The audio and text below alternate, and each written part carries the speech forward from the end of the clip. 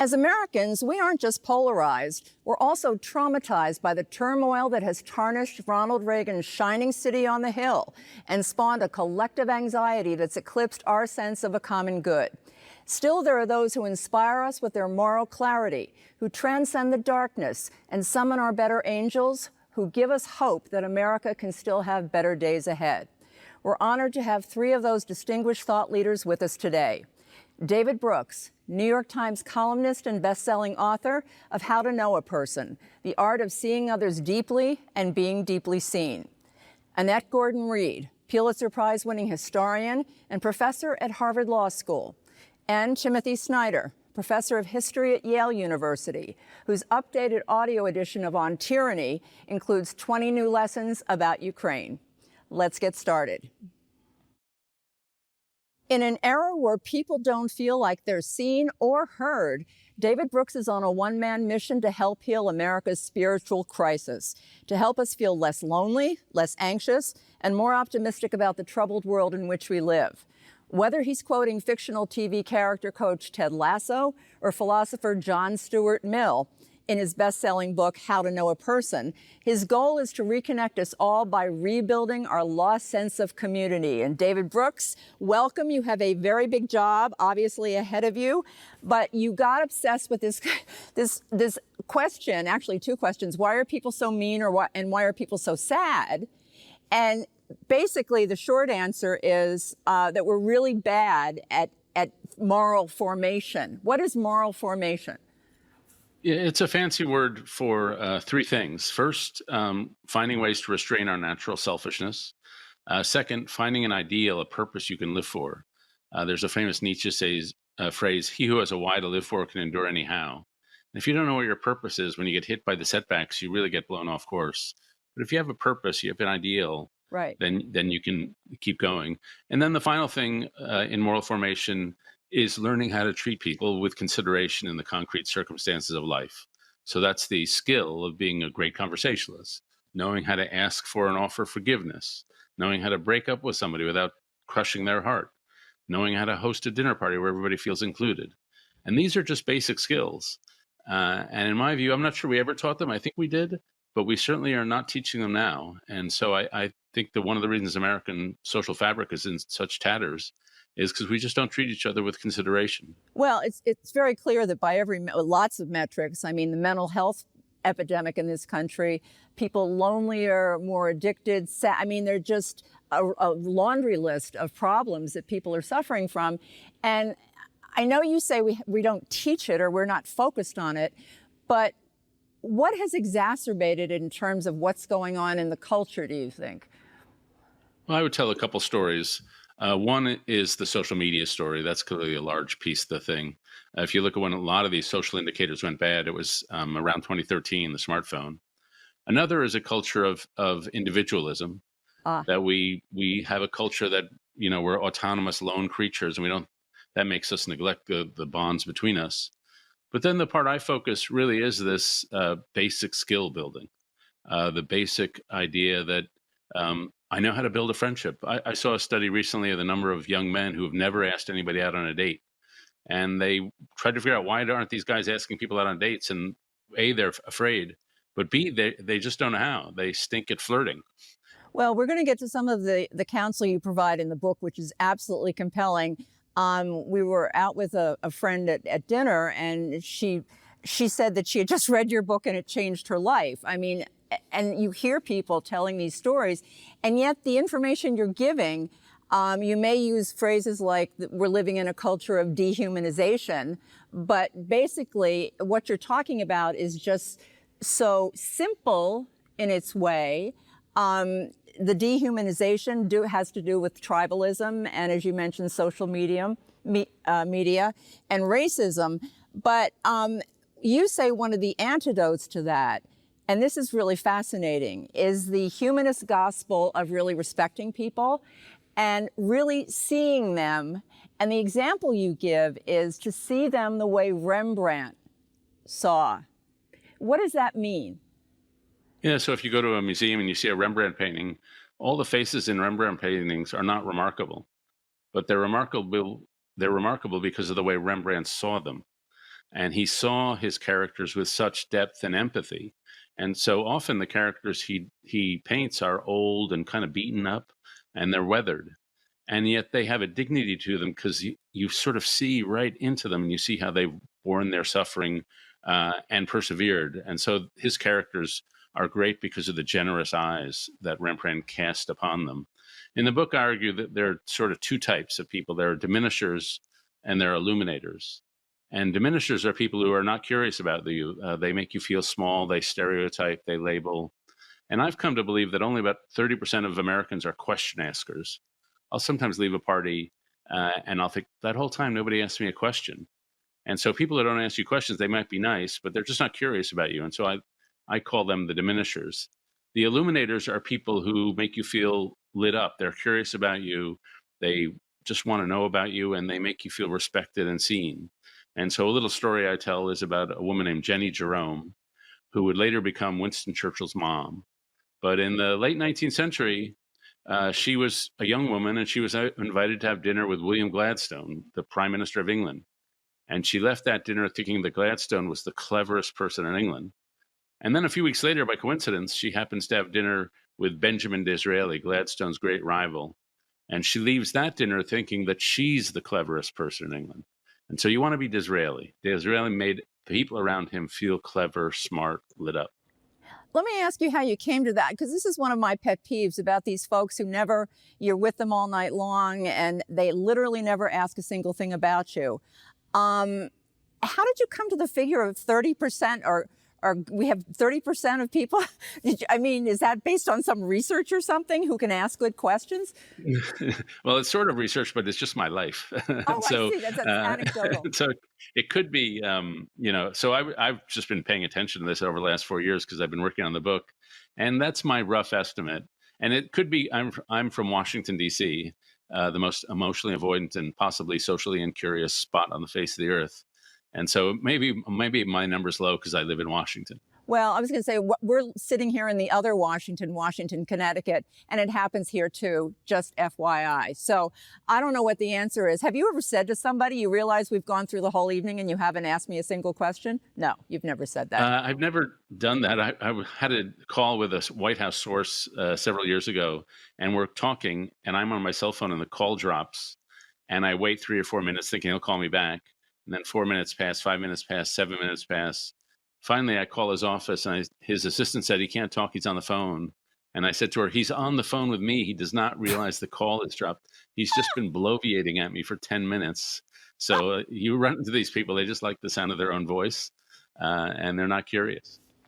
You grew up in a Jewish family where you say that the cultural upbringing could be described as think Yiddish, act British, that there was love in the home, although it wasn't really maybe expressed openly a lot. It was a stimulating intellectual environment, but you all were standoffish, and, it wasn't like a walking Hallmark card scenario, basically. And that part of this mission that you've been on to write this book has been to try and improve or change your own behavior. How is that going? I think it's going okay. It's halting progress. So, I was aloof, and there's an episode that symbolizes to me sort of the way of being I tried to reject now, which is I'm a big baseball fan, and I was at a game, and I've never caught a foul ball in all the thousands of games I've gone to, and I'm at a game in Baltimore with my youngest son, and the batter loses control of the bat, and it lands at my feet. And any normal human being is high-fiving everybody and hugging the crowd and waving his trophy and getting on the Jumbotron. I just put the bat on the ground and stare straight ahead, like I had the emotional reaction of a turtle. And there's a favorite novelist of mine, Frederick Buechner, who argues if you cut yourself off from the pain of living, you've cut yourself off from the sources of life itself. And so I'm not an extraordinary person, but I am a grower. And so I've just tried to learn how to be more emotionally open, learn how to sit with people who are in trouble, learn how to express vulnerability and receive vulnerability. And I think I made progress. I was at a conference a year and a half ago, and one of the things we had to do, we were part of a big group. They handed us over sheets of lyrics, love song lyrics, and they said, you have to pick someone standing near you, a stranger, and sing this love song into their eyes. And if you had asked the old me to do this, I would have spontaneously combusted. But I did it. I could do it now. And I looked at some strange guy's eyes. I'd never, I didn't know him, but I sang a love song into his eyes. Do we have that on tape? No. I hope not. I hope Okay. not. I'm sorry. That, I mean, that makes me, that's a really hard concept that you've come so far to be able to do that, because I'm Presbyterian and we're not exactly what you call demonstrative people either. But the thought of that just sends chills through me. Has all of this sort of behavior modification, or thinking about how you can be more present and be a better listener, has it made you feel better as a person? I have more fun. Yeah? Yeah, I mean, so one of the nice things that you can do is you can take what had been a shallow conversation and have deeper conversations. And I think the way you do that is just you ask big questions. We are living in a post-truth era.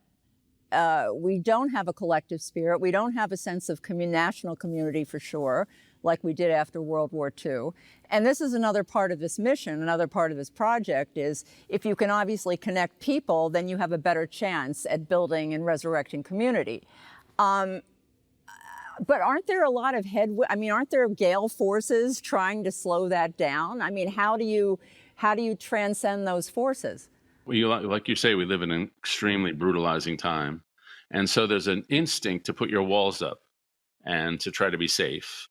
And people often say, well, if I'm vulnerable to people, won't that be dangerous?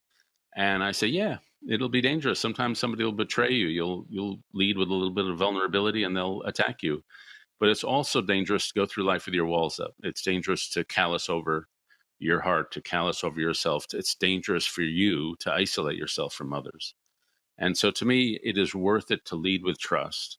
And sometimes you'll be betrayed, but most of the time you'll bring out the best in other people and they'll show up for you. It's not woo-woo to lead with curiosity and respect.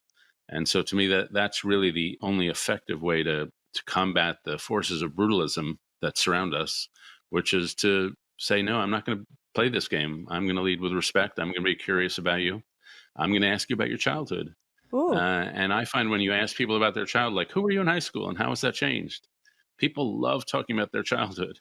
And I will tell you, as somebody who's been doing journalism for decades now, how many times if I ask somebody respectfully about their life and tell me your life story, how many times does somebody say none of your damn business? Zero.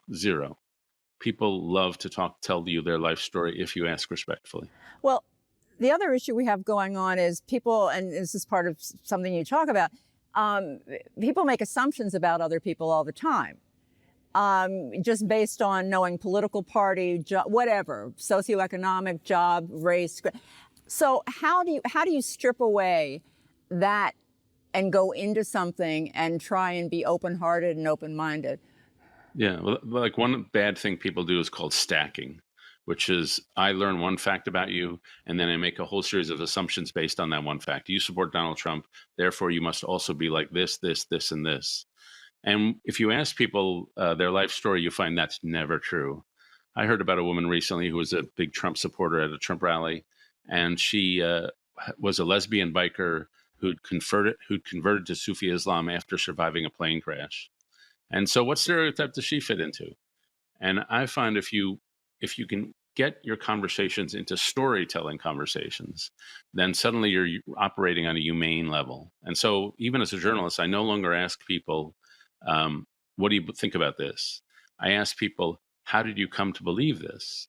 And that way I'm asking them to tell me a story about some experience they had or some person who shaped their values. And suddenly I'm not just talking to a political point of view. I'm talking to a human being who's had life experiences that cause them to see the world the way it is. And I will tell you, it's just a lot more fun. I'm one of these people who used to ride in trains and buses and planes with headphones in, looking at my screens. Right. And I now am more likely to talk to strangers on a plane or at a bar or a coffee shop. And that goes against my natural grain. But I will tell you, there are so many conversations I've had that way better than anything I would have been reading on my phone and way more memorable. And so we underestimate how much we'll enjoy talking to strangers. We underestimate how deep people want to go. And once you open a door, sometimes it gets slammed in your face. But most of the time, you leave thinking, well, that person was surprising. Do people come up to you and think that you're a mental health professional? Not so far. No? I'm By surprised. now I've working on this for 4 books or 4 years. You'd think I'd be like Dr. Freud, be able to peer into people's souls. And I think I'm better, but I still go to a party and I walk in thinking I'm really going to be curious about everybody out there. Then I have a couple glasses of wine, and I start blabbing about myself. We talk all the time about the toxic divide and the lack of trust and communication and all these things that are going on in our culture.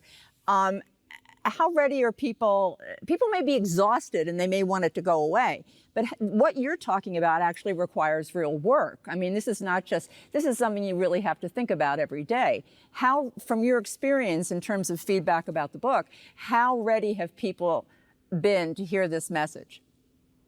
Uh, Desperately ready. In the brutalizing times, I think everybody understands that. And I've selling this book or like touring this book and talking about it. It's been unlike any other book I've received in that it's like rolling a boulder down a hill. There's the momentum is already there. And I think people are just looking for practical tips from when they first meet someone to maybe a friend of theirs is suffering from depression. Maybe they're super pro Trump and their family member is super anti Trump or vice versa.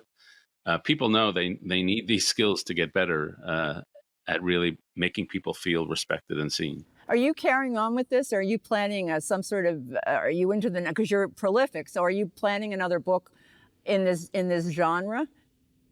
Yeah, one of my favorite sayings about writers is we writers are beggars who tell other beggars where we found bread. And so I'm working out my stuff in public. And so the last 3 books have been a process of like spiritual and personal transformation. And this book is me trying to help myself get better at skills of being a good friend, at being a good neighbor. And democracy itself is not just about voting. It's about the human encounter. It's about conversation. It's about argument. It's about disagreeing well. It's about compromising.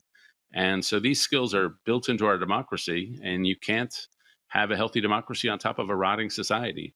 So I'm basically working on my own problems, but my problems, unfortunately, are common problems. And so I think social repair and personal repair happen together. Last question. You do seem incredibly well adjusted, and you're clearly very happy with how you're changing personally. And you have to stay optimistic, because I think that's part of why people are finding this so appealing, because it's working for you. Is there anything that makes, what keeps you up at night? Do you ever backslide? Do you ever find yourself sort of, plummeting into the depths of despair? Oh yeah, all the time. I do. The thing that makes me most upset or worried about for our society is the loss of trust. And so there are 2 kinds of trust. There's institutional trust, which is, do you trust your institutions, government, the press? Right. And that's been in the toilet for a long time. But interpersonal trust, do you trust your neighbors? And a generation ago, 60% of Americans said, yeah, I trust my neighbors. Now it's down to 30% and 19% of millennial and Gen Z. So the younger you go, the more distrusting you are. And so that's a source of great worry to me, because social trust is needed for democracy, for capitalism. You need social trust for a community, and we have precious little of it. And I'm afraid that we're out of time. I've been so looking forward to talking with you for all the reasons you've just demonstrated. And I want to thank you for what you're doing in just such a basic, important way for our country, for people in this country. And we'll have you back when you bring out the next book. Maybe you should, the trust thing, maybe that, right? Okay, that's a big topic. I will come on and do what we're doing right here, having a conversation. Okay, well, thank you so much for joining us today, David. We really appreciate it. Thank you so much. Thanks for the invitation. She was just 6 years old and in the 1st grade, but Annette Gordon-Reed made history when she integrated her elementary school in Conroe, Texas. That early activism set her on a lifelong pursuit of truth-telling, based on the premise that without the truth, people cannot fully understand why our society is the way it is. Annette, even though Texas was deeply divided about school desegregation, your gutsy parents were on a mission to become part of the civil rights movement, and they sent you to the white school. It was the first interplay of race and history that went on to inform much of your work. How did it impact, as a child, how you saw the world? Well, it made me think about things that I wouldn't have thought of otherwise. I mean, why was it a big deal that I was going to school with white kids? Was it that when we went to the doctor's office, there was a separate waiting room? And when we went to the movies, we had to sit in the balcony. Black people had to sit in the balcony. So it made me think about race, and it made me think about the origins of the attitude about race in a way that I wouldn't have without this. So it just brought these things home to me very closely, obviously, because I was right in the middle of it. Your grandmother, it's my understanding, took you to Houston to buy like a fancy dress for your first day or something, and Well, was that about the fact that you had to look extra special, or was that just about a first day at school? well, it was actually my great aunt, but in any event, my family member, very extravagant woman who lived in Houston, and she took me to Sakowitz, which was the big department store there. I mean, I had clothes, but this was going to be her contribution, and she just kind of went overboard with all kinds of things. Yeah. So, and that too gave me an indication of how important it was. Now, when you made one of your many lectures, I'm sure, at Harvard back in 2016, you talked about how your parents, your mother was a teacher, I believe, and your father was a business owner, um, Mhm. really sort of harped on the fact that you were privileged. Now, that word's kind of loaded. What context were they talking about in terms of privilege for you? Well, I think they meant that I had the two of them, and we had a relatively comfortable home and relatively comfortable neighborhood. We had people who loved us and so forth. It was not privilege in the sense of having a lot, because we weren't a wealthy family or anything like that. But my parents liked to read. They read to us. They talked about things that were going on, in the world. And so I think they saw us as different, in a different situation than people who had to struggle more maybe and didn't have the leisure or the time to do those kinds of things. My mother is a teacher, her day ended when ours ended. And so she was around. I think that's what they meant. Now, when you were, I think, 14, you joined the Book of the Month Club, and you read a biography of Thomas Jefferson, and it was this sort of connection. What was the connection about with Thomas Jefferson? Well, the connection, I'd read some things about him before, but this was the first time that I'd read a full length biography of his life. I had been interested in him as someone who owned slaves but wrote the Declaration of Independence. And I thought, what was that about? How do you get that kind of contradiction, that kind of clash in one particular person? Fawn Brody's book, which is the one that I read, talked about him in more human terms. It wasn't Jefferson, the idol, the icon. She was really trying to get at what kind of person he was, the strengths and the weaknesses, and talking about the institution of slavery. And it sort of brought home to me that slavery wasn't just about making people work for no pay. Slavery also involved mixed bloodlines. People owned members of their family. And that isn't something that I knew it because I grew up in the South and I kind of understood the history, but it forced me to think about that in a serious way.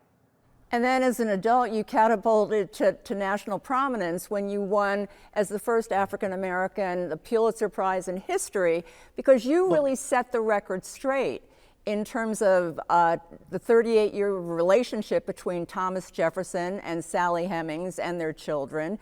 And in mhm. doing that, you also shook up historical circles because there were people who weren't too crazy about this sort of revised idea of what Thomas Jefferson had been.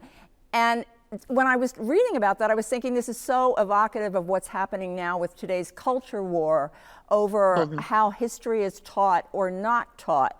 Now, mhm. why is this so important right now? Why is this pull so important?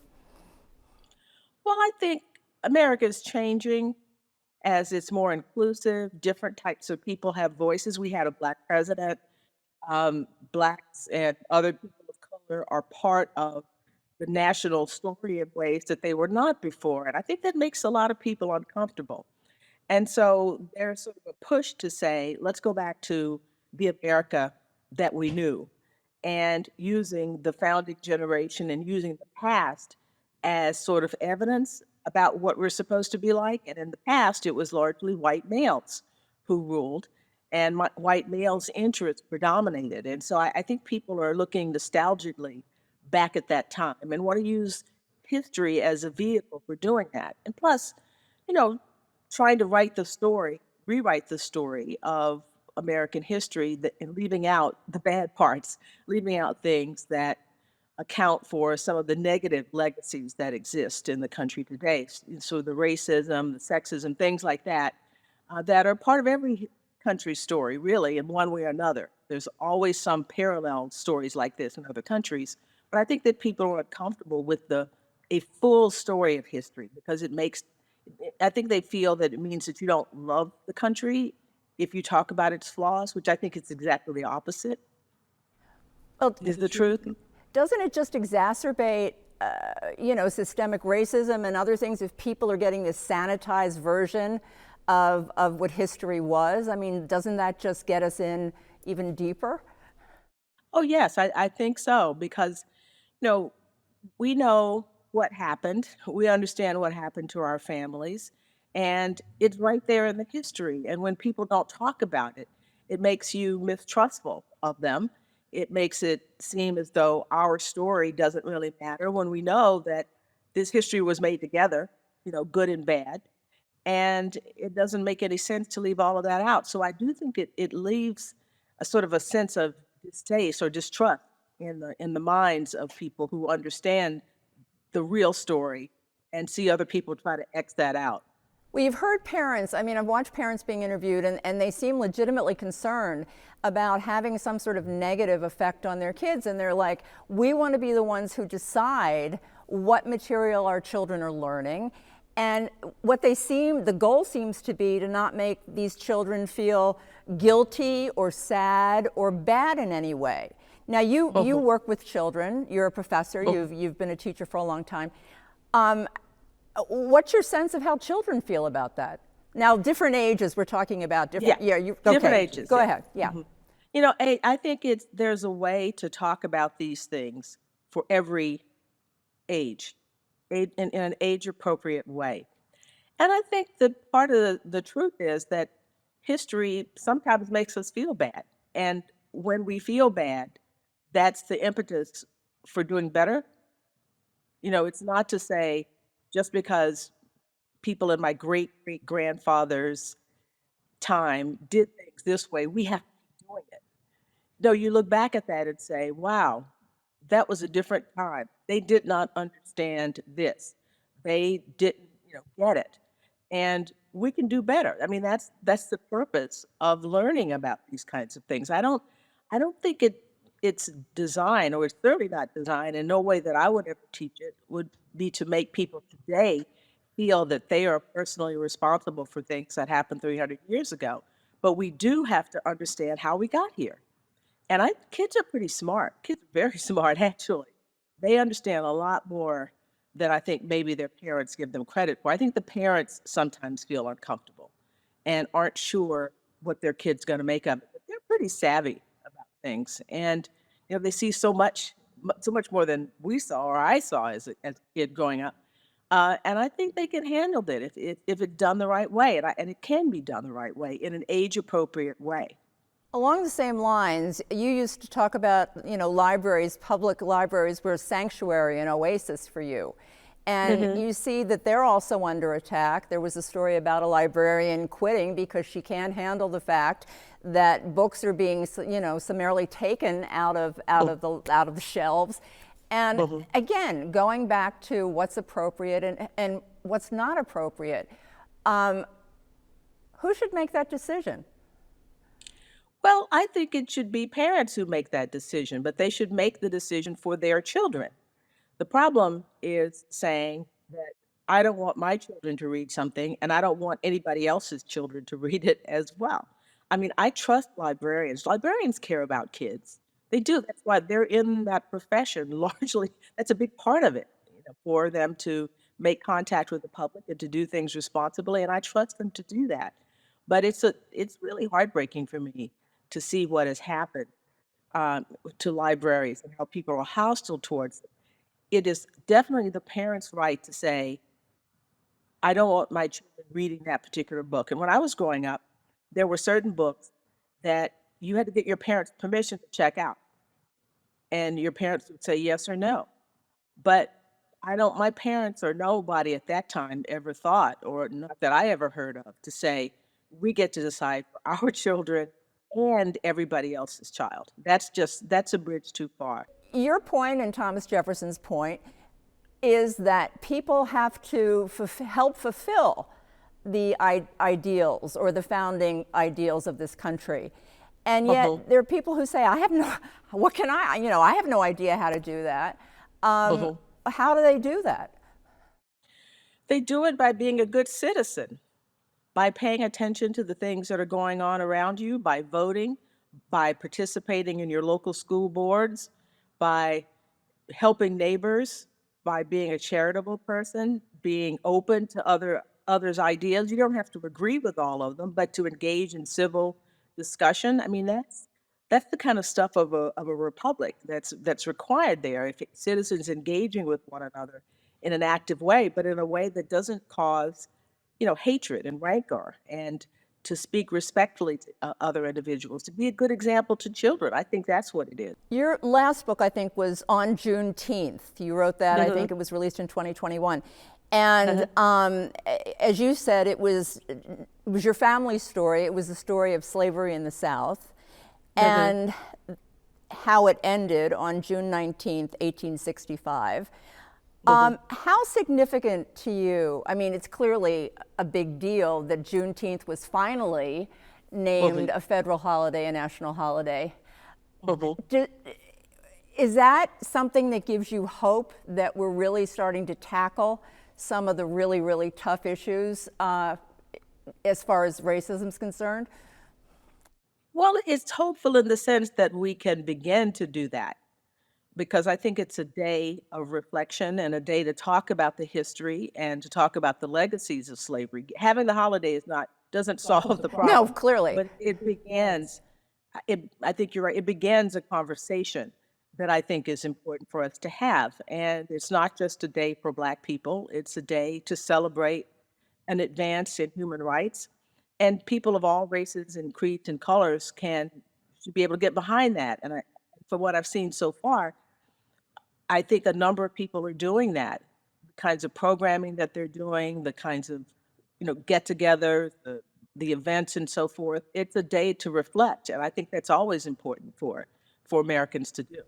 Well, I was going to ask you what makes you optimistic. I know you have 2 children, but I will now ask another question, which you were honored by the fact that they renamed that elementary school that you integrated at the age of 6, I think last year, the Annette Gordon Reed Elementary School. Actually, it's a new school. Oh, it's not the same school? No, no, no. It's a brand new school. Well, it's Huge. it's symbolic, okay? No, that was the reason. I mean, Yeah. because of what happened when I integrated the schools. And what does that mean to you in terms of I mean, here you are, this, amazing person, won the Pulitzer Prize, you've done all these things. What does that mean to you personally? Oh, it's the best honor, that I've gotten. It was something that I didn't expect, and they talked to me about it for a few years, and I resisted, because I don't think you should name things for people who are still living. Not that I plan to do anything crazy, but my husband convinced me that, neither of my parents are living, but some of their friends are still alive, and he thought that it would mean a lot to them if I would go ahead and let them do it. And so I did. And I went down for the opening, and some of my parents' friends were there, came out for it, and it meant a lot. It was just deeply, deeply moving to me. Well, having you talk with us during this time has meant a lot to us, and we want to thank you for everything you've done in the name of this country and the legacy that has become part of this country's fabric. So thank you so much for joining us today. Thank you for inviting me. Ever since his book on tyranny catapulted him to the global stage in 2017, Tim Snyder has been called the leading interpreter of our dark times. Tim, On Tyranny was an urgent warning that if we didn't act, fascism could be on our doorstep. So 6 years later, the question is, where are we now? Well, I would say fascism is knocking on the door and sticking its nose up against the window and breathing hard. We, if we look at the last 6 years, pretty much overall around the world, the situation has gotten worse. There are fewer democracies. The democracies we have are generally struggling more. There's been some good news here and there, some good news for a while in Slovakia, though that's turned back around. Good news recently in Poland, but in general, the trend is still away from democracy. And in the last 6 years, a very striking thing has happened, which is that an armed dictatorship, Russia, has tried to destroy a neighboring democracy, Ukraine. That's actually a very rare thing, and it's something that we're facing. If the people against democracy are comfortable enough to start using weapons, then we're unfortunately in a different world. I just want to set the record straight on one thing, because I heard you say something that I think would surprise people. You kind of early on got this bum rap as the sort of purveyor of doom. And people thought, what is he trying to do? Drive us out onto the ledge? Is he trying to depress us? When in reality, I've heard you say you really were trying to have people understand that they had the power theoretically and the freedom to change what could happen.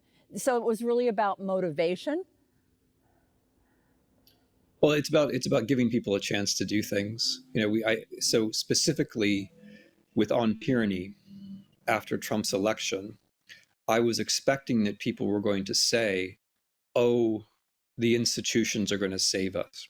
I was expecting that Americans would fall back onto their exceptionalism.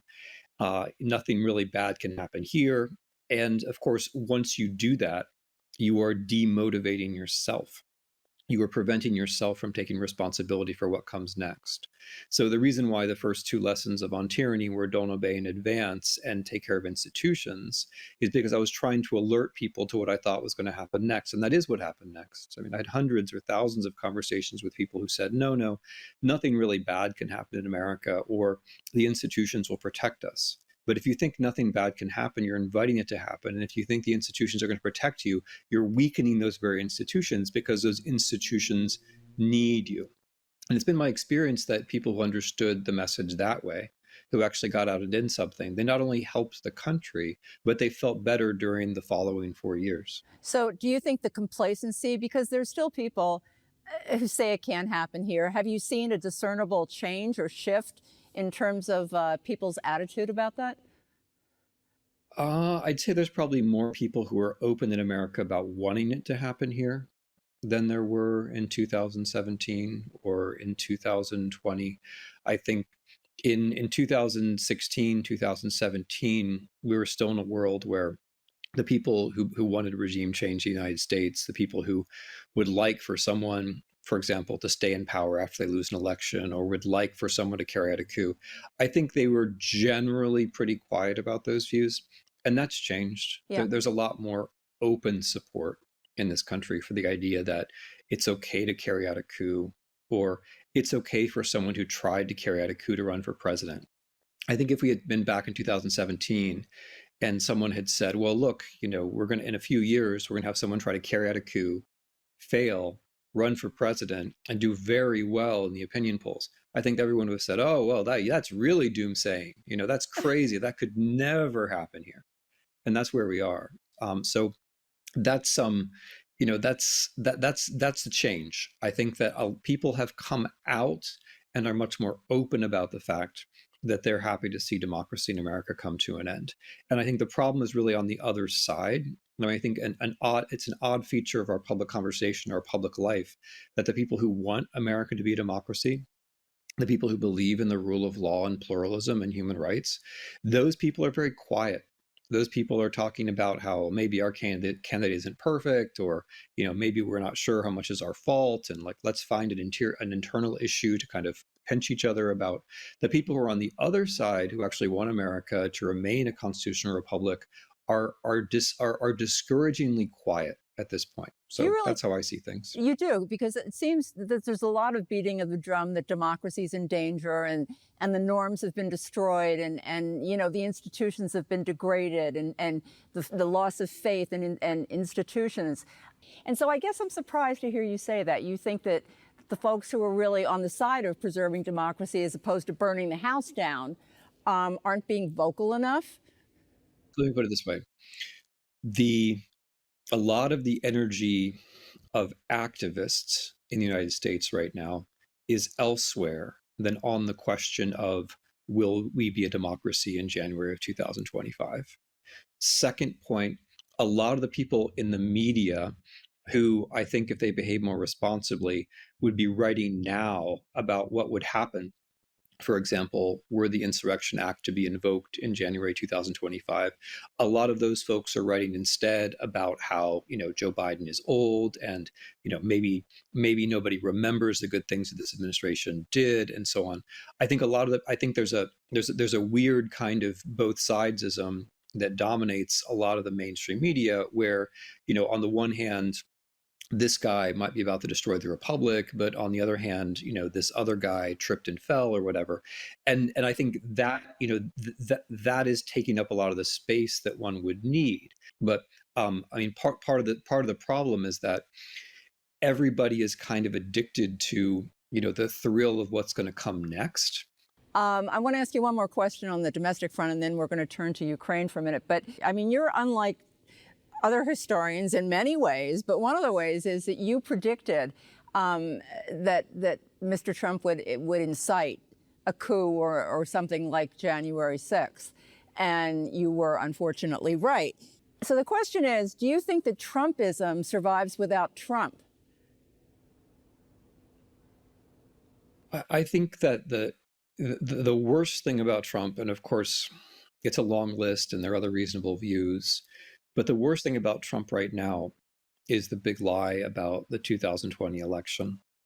When one of you're kind to remember the things that I predicted correctly, but one of the things that I believe I predicted correctly at that time, November, December 20, was that the big lie would take on a force in American politics, that once Trump said it and people didn't resist it right away, it would affect legislation and it would affect the very way people approach politics. Because if you truly believe, if millions or tens of millions of people truly believe that your candidate was cheated, then naturally your attitude about politics is one of retribution. It's one of, to use Mr. Trump's word, it's one of revenge. You're no longer thinking about policy. You're thinking about getting your own back. And I think, unfortunately, that prediction was also correct, that it's not so much that Trump is running this campaign, it's that Trump is inside this larger framework of the big lie, where the resentment that was always on his side now has a kind of specific name. And the big lie has also, unfortunately, been the rationalization for a lot more legislation at the state level to make it harder for people to vote. And so in those ways already, even if Trump were to somehow leave the political scene now, our politics would already have been transformed. You are also heralded as one of the most eloquent chroniclers of the war in Ukraine. You met with President Zelensky for a private audience of 2 hours, and he told you he had read On Tyranny. Is that true? He said that it was on his nightstand, which is not exactly the same thing. Okay, to be precise, and that you had a conversation that included talking about something that you're writing a book about right now, which is freedom. Now, as we witness the worst European war since World War II, how has it changed, if it has, your definition of freedom? That's a wonderful question, and I really like that question because I like it when, we in the US who tend to start from the supposition that we know everything about freedom stop and maybe listen to what other people say. I've been trying to write this book about freedom, as you kindly mentioned, and I paused it and grabbed the manuscript and went to Ukraine 3 times because I thought this is a situation in which people are actually taking personal risks for many things, but high on the list, whether you listen to people or listen to the opinion polls, high on the list is freedom and democracy. And I think the talk about freedom becomes, much less hollow, much more solid when people are actually taking risks for it. And so I tried to listen to what people were saying, and I was struck by a couple of things. One is that the Ukrainians were really talking about the future. When they talk about freedom, they meant something like things were getting better. We had our own plans and projects. We were on our way to something, and the Russians have gotten in the way, right? So it's not that just freedom means getting rid of the Russians. They have every reason to want to get rid of the Russians, the death pits, the torture chambers, the murders of civilian leaders, the rockets, the drones, the rapes, all of that. But they don't mean just that. They mean we get them out of the way so we can become who we are, so we can do the things we want to do. That freedom is a kind of positive project. It's not just about, like, because often for us, freedom is resentment. You're getting on my nerves. You're annoying me that you said something I don't agree with. I just want you out of the picture. And we think that's freedom. But then here you have the Ukrainians who are facing something which is not annoying or irritating, but which is existential. And their view about freedom is not that it's negative. It's not about just getting something out of the way. It's about creating something. It's about color and novelty. It's about ingenuity. It's about the future. And I feel like that sense of the future is something that we have really lacked in our politics. And I feel like democracy doesn't really have oxygen if it doesn't have the future. If we're just talking about what's just happening right now, if we don't have a future, we also don't have a past, it's hard to keep democracy going. So that's a big part of it. And I think another part of freedom, which this is a little more obvious point, but another part of freedom which was brought home to me in Ukraine was the importance of taking risks. So that before we talk about freedom, we should be thinking, okay, but who am I challenging? What am I challenging? What little risk am I taking? And of course, the Ukrainians are taking tremendous risk. They're risking their limbs. They're risking their lives. But we don't have to generally, most of us, take those kinds of risks. But sometimes we have to take the risk of disagreeing with somebody in public, or talking about something where maybe we're not sure of ourselves, or stepping out of line of our particular bubble or silo or whatever it might be. And I worry that, like, our own definition of freedom is something like, I'm free not to do that. I'm free to just be comfortable all the time. I'm free to agree with myself. And I think that way of thinking about freedom, it gets you down, it gets you depressed, but it moves you away from public life and from the sort of necessary tensions and clashes which we're going to have if we're going to be a democracy going into the future. So all of those things, and also the sense that, like, freedom is an ethical commitment. It's not something that is just going to come to you out of a clear blue sky. Right. It's not something which you're born to. It's not something you have because your nation's exceptional. You don't get it from history. You don't get it from capitalism. Nothing brings it to you. If you want it, you have to be able to say, I want it. You have to be willing to say, I sound a little naive. I believe it's better to be free than unfree. You have to be willing to say that. You have to be willing to say some things are better than others, and freedom is better than unfreedom. So all of those things and much more. Has watching this war changed you in significant ways, in some way? Well, it's touched me, of course. The people I know and admire in Ukraine now are the same people I knew and admire in Ukraine before, but I admire them more for what they're doing, and of course, it changes you to see, and this goes back to your first question, like, it's humbling in a good way to see people doing things better than you are. Whether it's Ukrainian soldiers improvising better ways to use US weapons, or whether it's Ukrainian non-governmental organizations finding better ways to document wars, or whether it's Ukrainian journalists finding better ways to cover the front line. It's useful to be in situations where you see people doing things better than you do them. And it's helpful for me to be in situations where I can listen and where I can learn. In that sense, sure. In another sense, it's confirmed something which matters a lot to me, which is that you can't really do public affairs, you can't really do foreign policy without history. It's made me really happy to be a historian, because so many of the things that people said and so many people's first reactions about this war were wrong, just for the simple reason that they weren't taking into account some pretty basic things about the region in itself. They were making judgments from an American armchair, or they were making judgments based on some notion of Russia as a superpower or whatever it might be. And so it's made me, this hasn't a change, but it's made me really glad to be a historian. It's made me wish that we had, more military historians. It's made me happy that my classes are big. It's made me wish that we had more Americans who are actually studying history. I was going to say, because you do make the point that America is also in a moment of inflection point, and as is Ukraine, and the fact that we don't know enough history is certainly a drawback. Well, the first of all, it's one big inflection point. If we let the Ukrainians go down, that makes it much more likely that we will go down. The Ukrainians are doing a lot of the heavy lifting for us right now, whether the question is democracy, whether the question is the international rule of law, whether the question is defending Europe and the NATO members, whether the question is deterring China. The Ukrainians right now, for a sort of tiny amount of our budget, like less than a nickel on our defense budget dollar, are doing an extraordinary amount of work for us. They're, in a lot of ways, they're keeping us afloat, and it's part of our national conceit and arrogance that we have trouble recognizing that something like that is possible, but it is the case. So if we let them go, then a lot of forces are going to be pushing at us in the wrong way. We're going to feel like, the people who say democracy is a joke and there's no ethical commitment, and how could we possibly resist a power like Russia, and maybe the Chinese have a point and the rules don't matter. All those people will get a big boost in the US and everywhere if we let the Ukrainians go. And that's why it's the people who say things like that who are against the Ukrainians right now in the Congress and elsewhere. So it's one big inflection point. And in the US, it's an inflection point because the people who are studying history are the ones who are studying the wrong parts.